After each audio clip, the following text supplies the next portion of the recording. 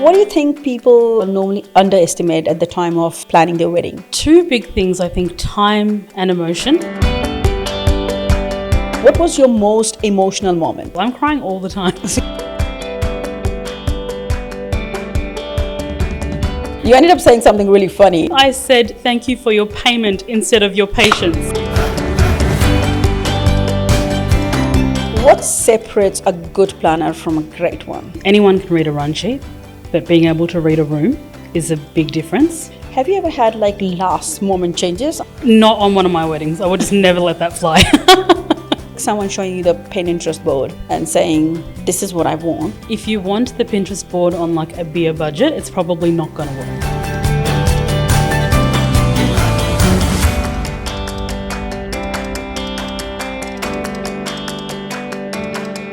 Hello and welcome to another episode of The Window Lounge. It started with a dream and 7 years later, she has built a beautiful career in the wedding industry. A Melbourne-based planner and a celebrant, she brings calm energy, cultural understanding and a genuine care to every celebration. Let's welcome Natasha to The Window Lounge.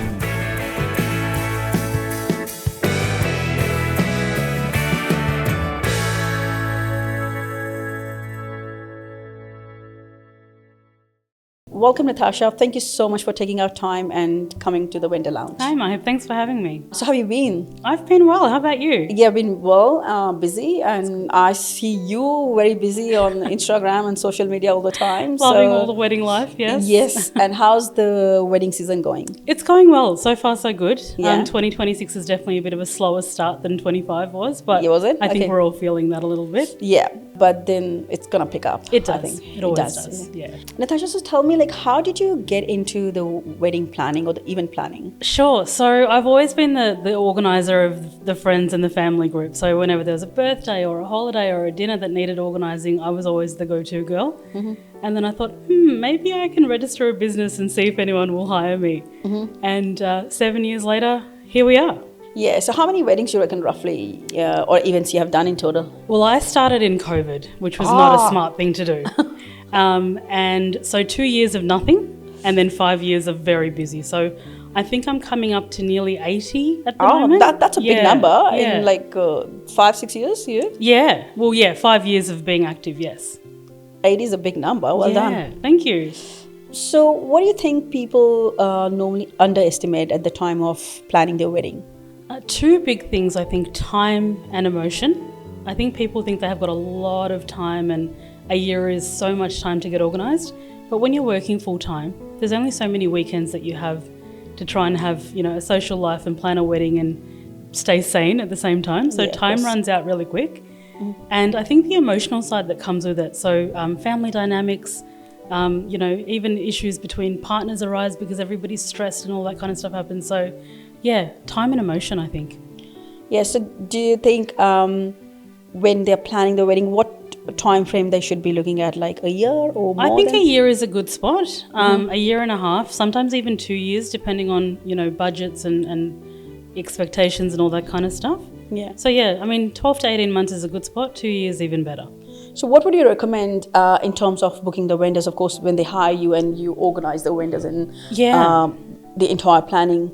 What do you recommend by what time they should have all the DJ, photographers, decor, everything booked? So obviously, if you can just take us through the process through you when they book you as a planner. Yeah, so if I'm going to be coming in at grassroots levels, as in I'm the very first person that they approach to book, if in the perfect world, if that happens, venue is very important first and foremost.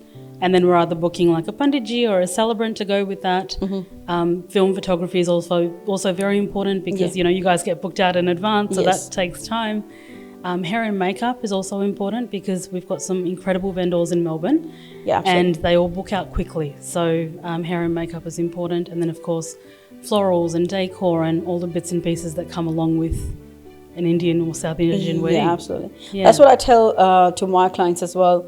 Make sure you have booked everyone, at least you have 6 to 8 months just for yourself, your skincare and your mental health and your health and your physical health. Absolutely. Just for yourself and just book everything else in advance.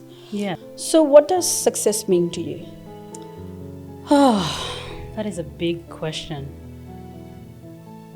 That is a very good question. I think to me, it means being happy doing what I'm doing. And Plan with Love is just pure joy to me. So to me, if it doesn't mean being booked out every weekend. It used to mean that to me maybe a few years ago. Mm-hmm. But now it's just like doing it with joy and doing it well. That's success to me. Great. Planned with Love, like that's like a really beautiful name. How did you come up with this thing? So funnily enough, it was me and my bestie in her study. And we were chatting and I said to her, I think I'm going to make a go of this wedding planning thing. And we were sort of tossing things up. You know, she's a very successful businesswoman herself. Mm-hmm. And she's like, what about Plan with Love? And I was like, yeah, but we've got to make it by Natasha so people know who it is. Yeah. And now it's just become Plan with Love. And now it's even shorter to PWL. So, yeah, it just came about naturally. That's a beautiful name. Thank you. So what motivates you to do this, what you do? My couples. Yeah. I think if I can make a difference, make their lives easier, make their days happier, yeah, that's what motivates me. And also, we live in such a fabulous city. Yeah. Melbourne is so beautiful. We've got so much to offer here. Yeah. So, yeah, it's just, there's a lot of motivation around. How does it feel when, couples come back to you and they've loved the planning, the whole process has been like really smooth and seamless, but not in your head? Yeah. Because I'm pretty sure there's so many times you'll be like pulling your hair. Oh my God. That's it, yeah.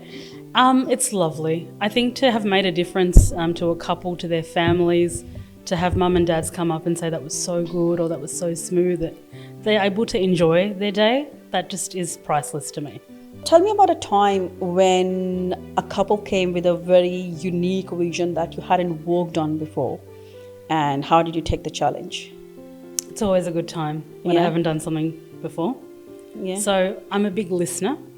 I really like to hear what people want. Mm-hmm. And I also ask a lot of questions to make sure I can get as close to the vision and nail it. So yeah, listening and actually understanding what they want. Sometimes, you see something on Instagram or Pinterest and you have all these grand ideas, and it's easy to get influenced by everything we see on the socials these days. But yeah, just really getting to the bottom of what's important to them and why they want that particular thing. Do you feel like a lot of time, I have, as a photographer, I have felt this, sometimes I do get couples where they want to go viral on social media. They would say like, we want this wedding to go viral. Yes. Do you get that sort of, expectation as well? I've actually never had a couple say that to me. That's amazing if you never had that. I've never had it. Because that is like so much extra pressure. Yeah, no. Yeah. I think when people come to Plan with Love, they're looking for wholesome. Yes. And if we go viral, great, as a byproduct. Yeah. But it's certainly not where they come if they're looking specifically for viral. Yeah, absolutely. Yeah. And that's what we have been talking on the vendor lounge as well. Like, it's not about your wedding celebration or wedding events going viral. Yeah. It's more about your relationship. It's more, it's not about the likes and the views you're going to get. If you get, as you said, as a byproduct, if you get like 1 million views, great. But it's more about your essence, right? And I think like we talked, trends are such a thing, while we're on this topic. Trends are so, let's chase this, let's do that reel, whatever. But trends are fun and they're, a good time. But you've got to find your personality amongst all of this. Absolutely. Because it's your memories that are like timeless and priceless. Yeah, so absolutely. Whilst it's fun to chase a trend, you're left with your memories and they're priceless. How important is the vibe for you from the couples? That is everything, because that's where I get the most of my like energy and ideas from. Mm-hmm. So if the clearer a couple and their families are with me, the better I know what I'm doing. So the more, it's almost like the more info you give me. Yes. There's never too much info when you come to me. Yeah. So the more info you give me, for sure, the better. What was your most emotional moment? I have a most emotional moment at pretty much every wedding, whether that be the bride's walking down the aisle or the first kiss or the fetas or whatever's happening. And you cry? All the time. You'll see it on my socials. I'm crying all the time. So you are an emotional person. I am. So I'm sure you're crying during the movies as well. Oh my God. A good Shah Rukh Khan scene. You're sobbing, Yeah, my husband is so sick of watching DDLJ with me. He falls asleep within about half an hour. I'm watching it right up until the Jaji Le Apni Zindagi part. Love it. Recently, we did a wedding together. Yes. And you ended up saying something really funny, and which I'm going to play to our guests as well. You ended up saying something really funny. I did. You want to say that, or how is it? Oh my gosh. I think I said thank you for your payment instead of your patience. So I clearly had money on my mind that day. That was classic. I can't believe I said that. I was obviously just so excited to get them married. I just wanted to get moving. Yeah, that was fun. Really funny. But that was honest, actually. It was. I was like, money on my mind, let's go. I think I even said, money on my mind today, everyone. And everyone laughed, thank goodness. So that was good. I was too hot as well. Oh, it was a warm day, but it was a lovely day. No, and that was a beautiful wedding. It was. Like, we had so much fun at that wedding. Beautiful the food couple. was amazing. The venue was amazing. And the couple looked absolutely and they're just so wonderful. gorgeous. Yeah, so lovely. Yeah. So all the vendors did a great job. Yeah, they did. Yeah. It was good. What separates a good planner from a great one? Oh, two things, I think. Anyone can read a run sheet, but being able to read a room is a big difference. Anyone can literally pick up a run sheet and go, Mahib, you need to be here at this time doing this. But if I can see that the couple are having a really good time, or mum and dad are having a moment, or Banditji just needs another 5 minutes, or whatever's going on, read a room. That makes all the difference. And I think emotional intelligence also goes a really long way. So the bride or the groom might just need 5 minutes to themselves, or maybe mum and dad are overwhelmed because their first daughter's getting married, or whatever the case. So, yeah, I think that makes a big difference. Have you ever had like last moment changes? I'm sure. Every day. All the time. Okay, so now actually the healthy time is from 11 o'clock to 5 p.m. Has that ever happened? Not on one of my weddings. I would just never let that fly. No, not that drastic. But yeah, little changes happen all the time. And, you know, if we've got a good team of vendors on board, we just roll with it. We make it work. Yeah, and you know, because the weddings, I feel, is such a big event, and this is the first time, because we do weddings every weekend and every week, and that's the only time they are getting married. And then many times they are unaware of so many things, and the way they think things roll are way too different to, you know, what the actual perception and reality. Yeah, absolutely. Have you ever had like someone showing you the Pinterest board and saying, "This is what I want"? Yeah, in terms of every the color day, palette. 24/7. Do you feel like those Pinterest boards sometimes are not close to reality? Yes and no. If you've got the budget to match your Pinterest board, amazing. If you want the Pinterest board on like a beer budget, it's probably not going to work. Melbourne, especially Melbourne summer, it's like really harsh. Yeah.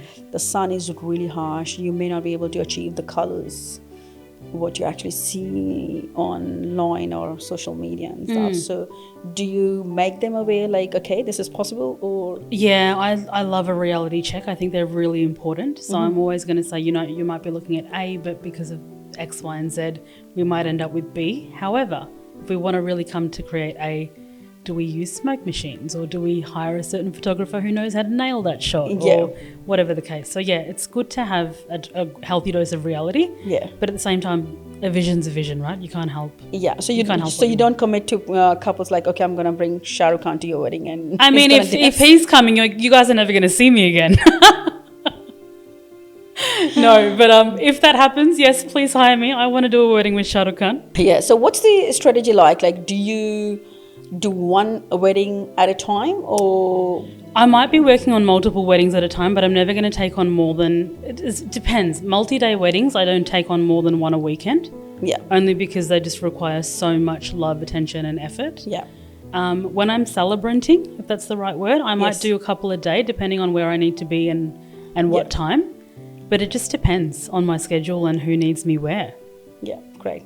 So, well, thank you so much, Natasha, for your time. And it's been amazing. We wish you all the very best. And I hope 2026 be an amazing, amazing year for you and all of us. Thank you, Mom. And I will look forward to meet you again at events, of course. Amazing. And I would look forward to our next podcast as well. Yes, I can't wait. Thank you so much for having me. Okay, thank you. Thanks.